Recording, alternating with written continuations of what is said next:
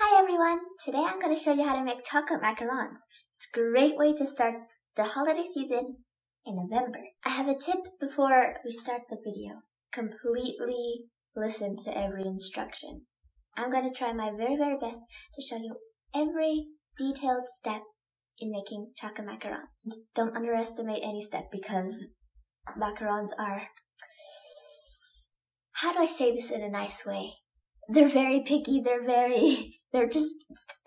they're delicious and beautiful and very festive. So, I'm very excited to show you how to make it. So yeah, without further ado, let's get started. The material you will need to make chocolate macarons is a bowl, a medium bowl, glass or metal works best, or copper, that's also very good, a spatula, measuring spoons, and I'm using my heart measuring spoon. You're gonna need a sift and a sieve, however you call it, and a separate bowl because you need to throw a few scraps away when you're sifting. And then you also need why is this still in my hand? You're also going to need whatever this is called. I'm so good at talking. You're gonna need a scale. You're also gonna need a stand mixer and a food processor. But before we start, I'm going to send you to a Neekta from one day ago to show you how to make certain things to definitely make your macarons a lot better.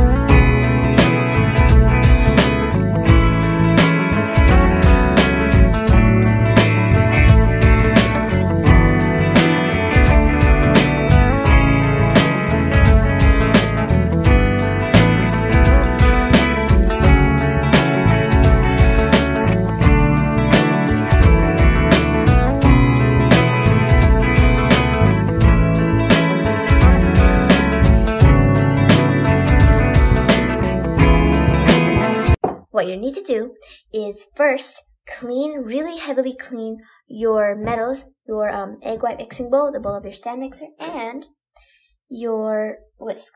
And I'm going to use apple cider vinegar to make sure and you should also use apple cider vinegar to make sure the bowls are really clean, because one teensy little molecule of fat will ruin them. Use a paper towel.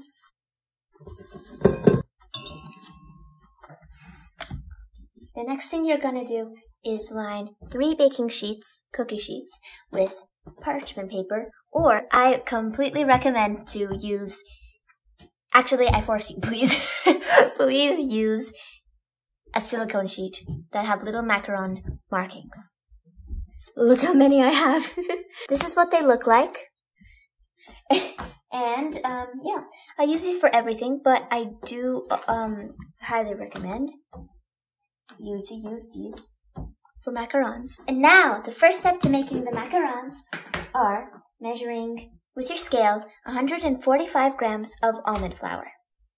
Don't sift it yet, just put it in the scrap bowl until it reaches 145. And what you could do is take it off and then put it back on again to make sure it's correct. And now it's 145. So, that's enough. Now we're going to sift it into our glass bowl. So you see that there are a few clumps here. If you can see, let me see if I can show you. The ones that are big clumps, those are fine. And the ones that are like grains, try not to press those in because we want to make it as fine as possible. Throw the things in your scrap bowl out for now. You can put it in your smoothie. You can put it in the compost. And now get your powdered sugar. And you're going to need to measure 145 grams of powdered sugar.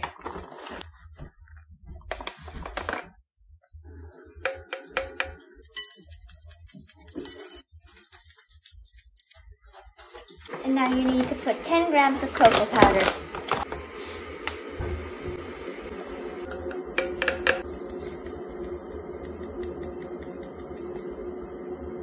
And you can get in the clumps of the powdered sugar and the cocoa powder.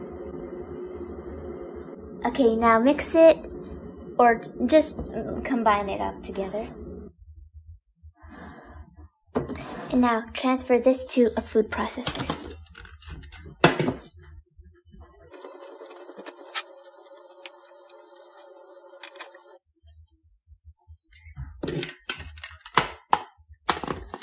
And just blend, but don't make a puree. Put your sifter in your bowl and pour the blended mixture into the sifter. Trust the process.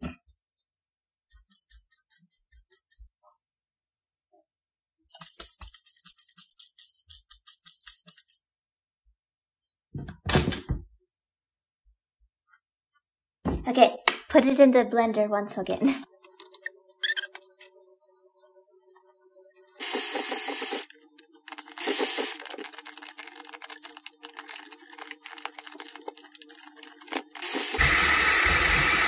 And place it in the sifter again.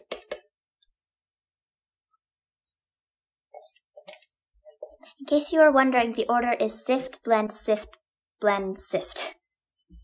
And that's it.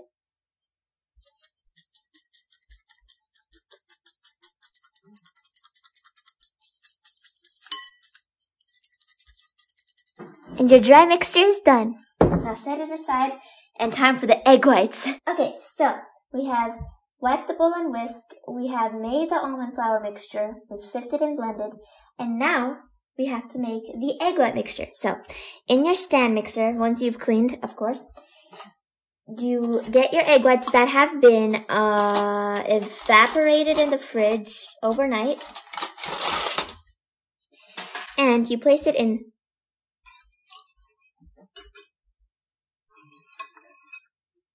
Alright, so now we're going to add in an 1/8 teaspoon of salt, an 1/8 teaspoon cream of tartar, and 1/2 teaspoon of vanilla extract, which is going to enhance the chocolate flavor. Okay, and now we're going to let it whisk until frothy, although you will have to do something first, so let me show you. Get your scale again, get a small bowl, zero it out to grams, and you need 95 grams of golden cane sugar. And you're going to separate this aside to pour in once it's frothy. I repeat, once the egg whites become frothy, you're going to drizzle this in really slowly so that it dissolves really nicely.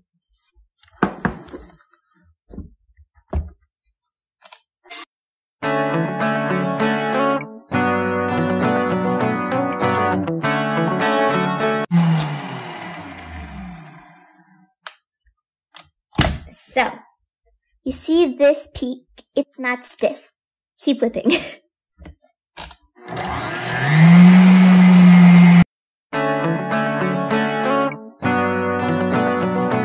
Supervise your meringue because it needs to be properly whipped, not over whipped, not under whipped. And you see the little grains of sugar on the sides? It's okay, don't worry about that. But the sugar inside this needs to be dissolved. While it's still whipping, let me tell you, if the meringue isn't stiff enough, it'll ooze, the batter will ooze out. If it's too stiff, it'll be too thick. So, bear with me.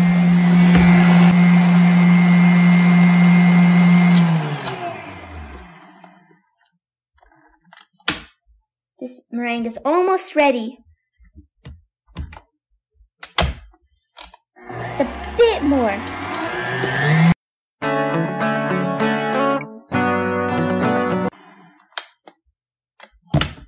Look at that. That is a stiff peak. And now we're ready for the macaronage. Alright, get your meringue out.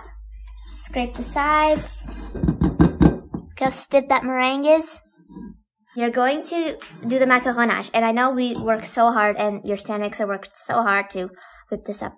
But we need to deflate it with the almond flour. So we're going to add 1/3 of this in to start. This much. And then we're going to fold. And folding is scraping from the bottom up like this. Just like that. And this doesn't need to be fully incorporated, but just incorporate it a little bit. And then add in the rest of it. And now, fold for it to be fully incorporated.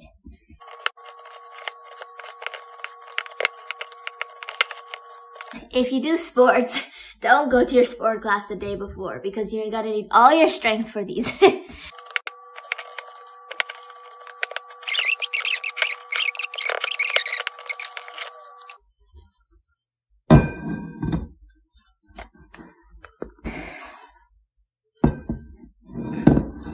Now look, if you scoop some batter, you can slightly form a figure 8, but not quite.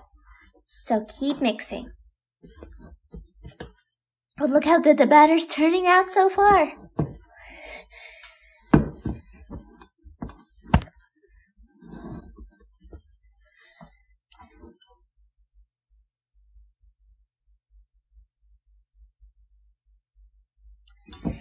Just a little more.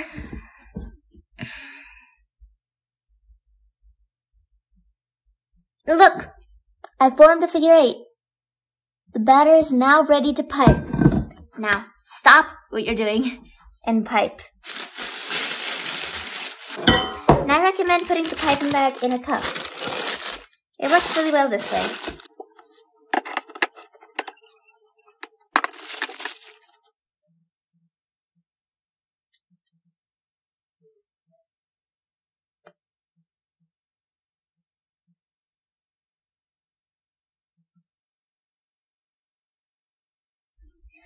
And by the way, this is the ganache hiding over here. But anyway, now we're going to slam this on the counter to get rid of the air bubbles, the extra air bubbles and the macarons, or else they'll be bubbly on the tops. We're going to tap it on all 4 sides 3 times. Let me put this aside.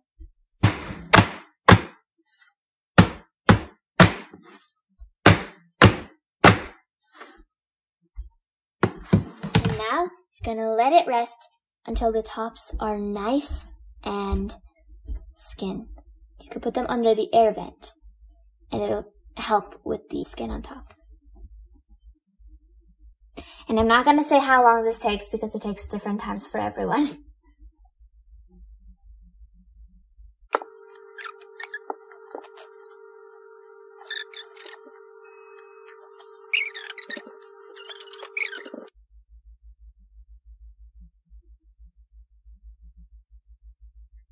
Thanks for watching. Bye.